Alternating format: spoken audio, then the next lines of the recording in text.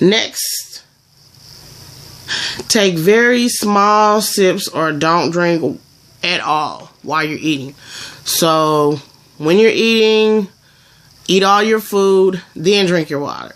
When you eat and then drink, you force the food like through your esophagus and all of this, good stuff up here. So you don't, the little thing in your body that like tells your brain, hey, I'm full, you just keep flushing the food past there.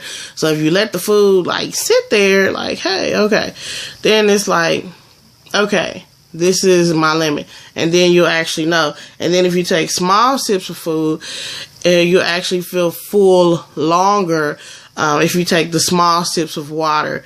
Like, basically, I had to start out with taking a sip of water, and then swallowing that in half. And that's the way I, taught myself to take small sips and to just not just gulp the water that I'm drinking with my food. And you will see, and you also notice like, hey, this is really dry, or you pay attention to the quality of the food that you're eating when you eat without drinking it like that.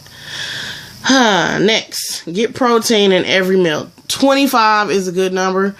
If you can't get 25, that's fine. Just get whatever. Get 16, get 5, get 1. Just make sure in all of those meal choices you have some form of protein, and then you can fill up on as much of like the free calorie stuff, or the no carb stuff, vegetables that you want, but you need to get some protein in there. 45 carbs max per meal. So flip something over, like before you eat it, flip it over and see how many carbs in per serving. And a lot of stuff is like pretty good, and some stuff you'll be like surprised, like, wow, pop, like seriously?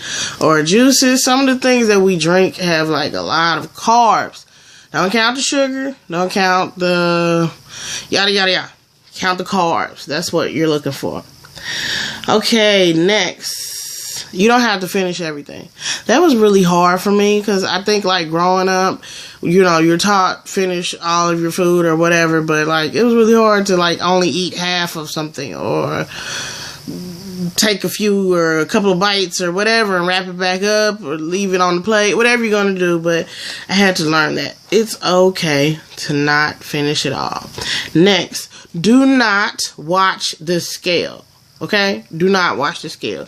The scale is not your friend, and the scale is going to play mind games with you, and the scale is going to set you up for failure, and you're going to quit if you rely on the scale. I'm not saying you can't ever weigh yourself, but just don't weigh yourself like once a day. Like, give yourself a month, give yourself a week, give yourself some time to see some results,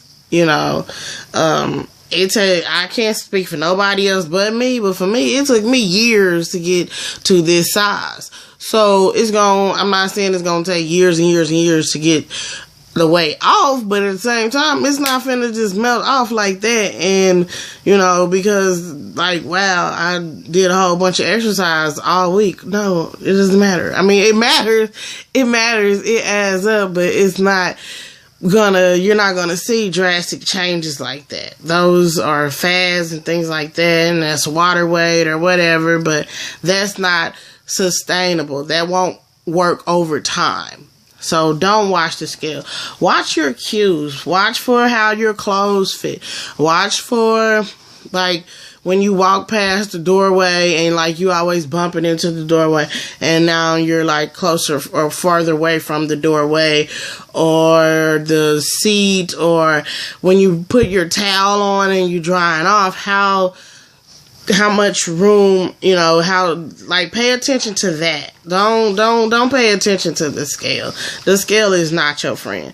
The scale is against you. Next. If you fall off the wagon, get right back up as soon as possible. Yes, that's the big one too. They're all big ones. If you fall off the wagon, don't say, okay, I messed up my diet, so I'm going to go back to dieting right. next Monday because this weekend is Aunt Susie's wedding. No, don't do that. Get on there right back. You know, you messed it up at 12:30. Get back on there at 4:30. You know, no. Get right back on there. Don't give yourself time to fall back into your old habits. Like, get right back on there as soon as you notice yourself. And try anything at least once. Because it's like a lot of vegetarian dishes, a lot of healthy dishes, and the way that somebody makes Brussels sprouts or okra or something that you're like, ew, I would never eat eggplant. Somebody might make it one way and it might be really delicious. And you'd be like, that was eggplant? I need that recipe, or like, I'm coming to this restaurant all the time, whatever. But just keep your mind open to always being able to try new things. Don't close your mind off because you don't know what it is, or you never had it, or it looks weird. You know, put some salt and pepper on it and give it a try. Also, I put my salt in a container and took it out of the shaker.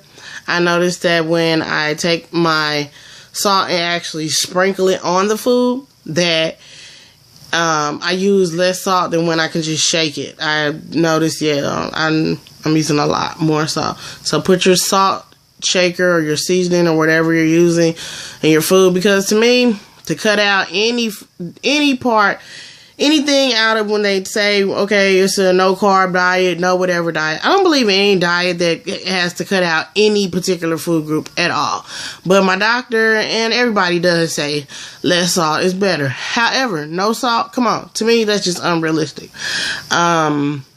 Maybe in 5 years, I won't feel that way. Right now, I feel cooking with no salt at all unrealistic. Can I lessen the salt? Yes. And the way you do that is you sprinkle it on yourself using like 2 fingers rather than shaking it on with a salt shaker. I also noticed that I use a smaller plate, and that makes you makes you eat less food. But in my mind, I still want the bigger plate, because I feel like the smaller plate are like my children's plates, so I'm not used to it. So what I did was I make my food on a smaller plate, and then I set the smaller plate on the larger plate, almost like a plate cover or whatever. And so that kind of gives me the illusion that I'm still eating out of a big plate, even though I have a smaller plate.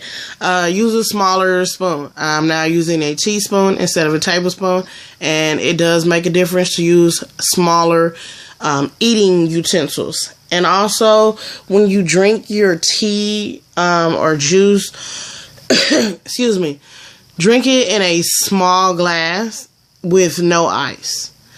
I noticed that if I just measure out a small cup and I'm like, okay, here I'm going to drink, 4 ounces of orange juice or whatever, like that's it, and then I'm done with it. If I take a cup and then I fill it up with ice, I might fill that cup up 2 times, and so those juices and those teas, especially pop, if you're doing pop, all that stuff, it starts to add up. So keep it in the refrigerator, make it cold. When you want it, get it in a little cup. Okay, and that is it for diet and exercise. Bye-bye.